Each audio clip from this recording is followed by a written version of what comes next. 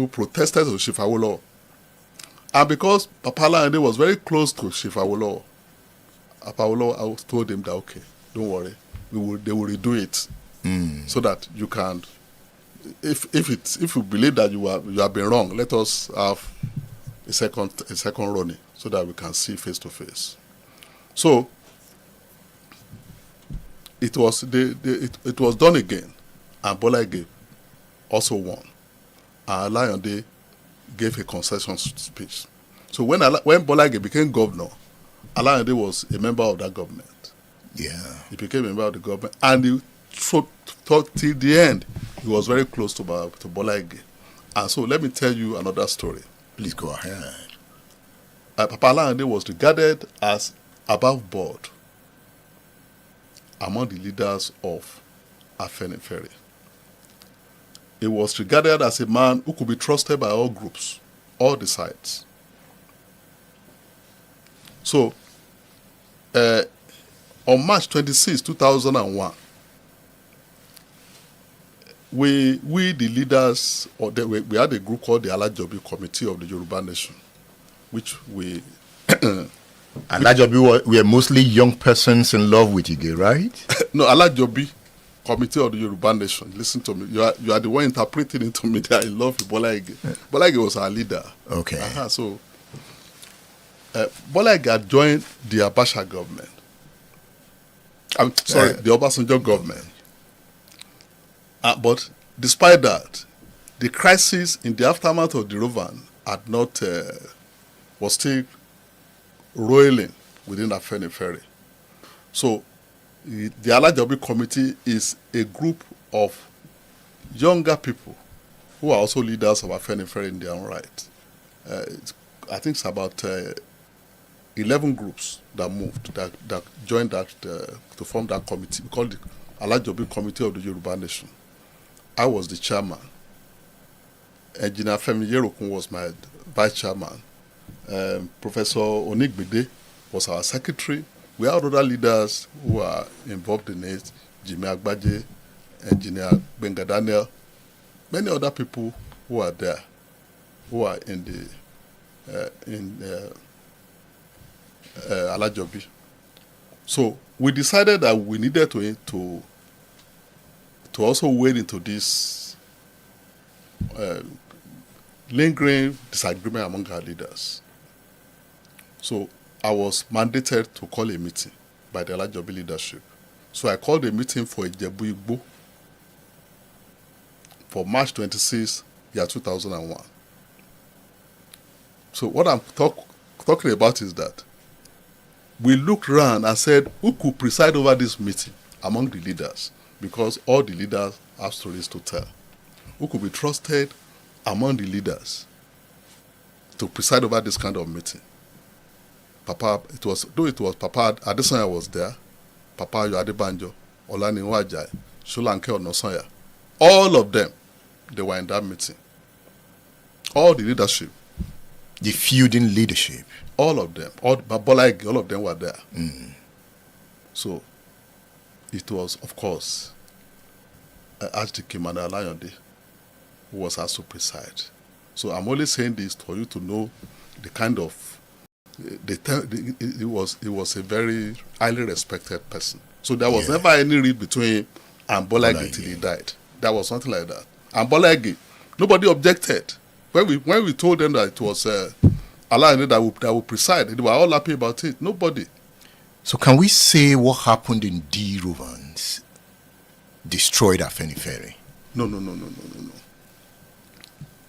I think what D. Rovan is an indication, and the indication is still there now, that Afenifere needs to be reinvented. When you have a good product, you cannot just keep it as it is. You have to continue to change it to show that it is an organic thing. Afenifere is an organic organization. And there have been things that have been causing some little problems. Some of our leaders believe that Afenifere should behave like a political party. It is not a political party. But under Awolowo, that philosophy, Afenifere was like a party. No. They were linked. No, wait. You should not... You are mixing two things. Okay. Papa Awolowo was the man who inspired Afenifere. Yes. He inspired Afenifere. So when he formed this party, the Action Group, many people gave it different names in Yoruba land. One of the names of the Action Group was Afenifere. So Afenifere was the Yoruba interpretation of the Action Group. You get what I'm saying? Yeah. Uh-huh. So, and that was what it was. After the death of Papa Awolowo in 1987, the leaders started meeting briefly in Ikenne to decide what to do next. Then finally, the Awois movement decided that our leadership should move to under the old man called Papa Ajasin. So it was at that point that the name Afenifere was now being used. So the organization Afenifere that came under Ajasin was different from the party. It was now a pan-Yoruba organization. The Action Group was a Nigerian political party. Let us use this period to reflect on what we can do different so that the future of our nation will be better than the past. Let us focus on the real hope that lies ahead. State Affairs with Edmondo Bilo is live. As we talk about Oyo State government plan to strategically redefine the behavior of the people through the agency, the Oyo State Mobilization Agency for Socio-Economic Development, or MASED, let me introduce two books to you. I like this one. It's quite funny. It's a funny book, but serious book. It's entitled Nigerians in Theory, Our Quirks, Habits, and Idiosyncrasies, the way we behave, the way we think. Written by Dr. Joe Abba. You know Joe Abba? That intellectual, very popular on Twitter, and Yemi Adesonya. It's a book you should be reading. In the book, they said anyone who calls you chairman or excellency is about to beg you for money.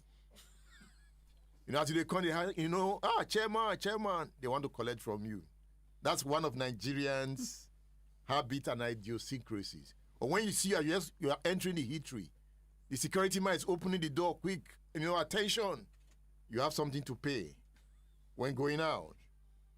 Then they said again in the book, when your child starts saying off the light, your house help is likely to be more present in their life than you are. I don't understand that. But if you read it, you would understand.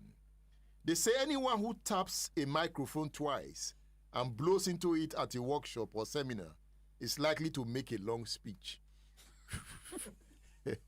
You can see why I said the book. And it's such an interesting book. I keep laughing whenever I'm reading it. 361 pages of interesting insight. The depth in this work, well researched. It's a book on human behavior, but this time, the Nigerian behavior. So I recommend the book to you, Nigerians in Theory, Quirks, Habits, and Idiosyncrasies. You'll find it on udarabooks.com. Order your copy on udarabooks.com. You can also order your copy through my WhatsApp number, 080 999 18449. That is 080 999 18449. Just chat with me. You don't need to call. Just chat with me on WhatsApp to order your copy. They said in the book, the lower the electricity supply in a country, the higher its belief in juju and witchcraft. Does it not make they make a point? The lower the electricity supply in a country, the higher its belief in juju and witchcraft. So if you bring electricity, you see, you're going to solve a lot of problem of religion. People will get busy. You know, when there's no electricity, people begin to think, you begin to ascribe so many things to juju. Give them light, you give them power and energy, and you see what they will do. They become creative. Why nations fail? Why nations fail? The Origins of Power, Prosperity and Poverty by Daron Acemoglu. I have written an article on this book. Next week, I'm going to tell you about the article. It is my review of the book. Because I've read this book again and again, and I tend to always agree with them. Now, these are professors, deep minds. They have made some solid points in this book. If you read this book, you will see why Nigeria is failing. It is obvious why Nigeria is failing. It has nothing to do with whether we are black or white. It's our level of thinking. And they have made the point, the kind of economy we run. In that article, I gave what I call the Japanese exception. What Japan did. How Japan became an advanced country in Asia before any Asian country. What did they do? I recommend this book to you, Why Nations Fail. The Origins of Power, Prosperity and Poverty. Order your copy on udarabooks.com or through my WhatsApp numbers. Dr. Murukola Thomas is on State Affairs. You know, I was thinking, I said, Murukola Thomas, the Director General of this agency. And I'm saying, how does he do it? Have you noticed that? You have been relevant since 1999. You know that, right? Yeah. How do you do it? I don't Lam know. Adesina It's God. is God. Yeah. And I think it's about preparation in terms of, what are you looking for in a system? What I look for is what can I contribute? And you can contribute only based on your capacity. And your capacity is determined by your preparation. Well, I think, without being immodest, I've had some very humble preparations. And this assignment came when I was supposed to take up an appointment at the University of Glasgow. And the governor called me when I was in Edinburgh and said, well, you just have to come down. We are going to do this second time together. But I think when I spoke, because I had series of meetings with Professor Jerry Ghana, and I got seriously inspired that, wow, I can make some contributions to this agency again. Well, preparatory to my retirement from public service. Are you going to retire anytime? Of course. You were with Lam. You played Akala. You played Ajimobi. You are with Shei. How do you do it? Well, You're just there. You're just moving. You get spotted. Papa Olowo said only the deep can call to the deep. The deep will always identify the deep. You get spotted, you get identified, and you'll be invited to come and make. Each time I've been, apart from Lam, that it was moving me from one place to another, I got invited for a specific reason. Come and help us tackle this problem. And it's only God that solves problems, or you can be a tool in the hands of God. I want to study you. Yes, because with this agency, you now have a task to affect the mind of the people. So you are not going to involve in a mind war.